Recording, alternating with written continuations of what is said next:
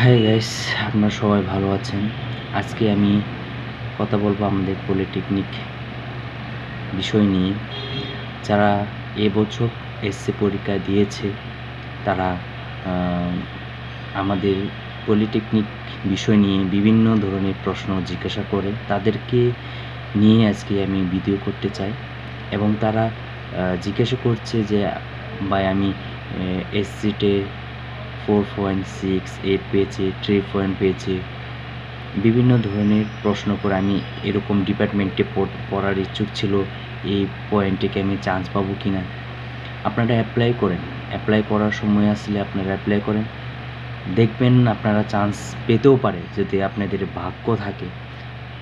কারো 4.68 থাকার কারণেও কেউ চান্স পায় না, এবং যাদের আবার 3 পয়েন্ট আছে তারাও আবার চান্স পেয়ে যায়।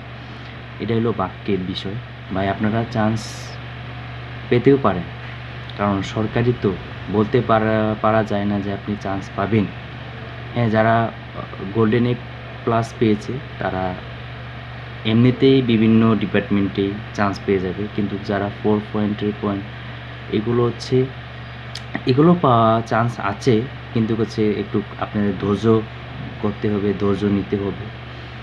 এবং এক চান্সে আপনাদের রেজাল্ট আসবে না, হয়তো বা পরবর্তী ওয়েটিং থাকতে পারে, পরবর্তীতে আবার রেজাল্ট আসতে পারে।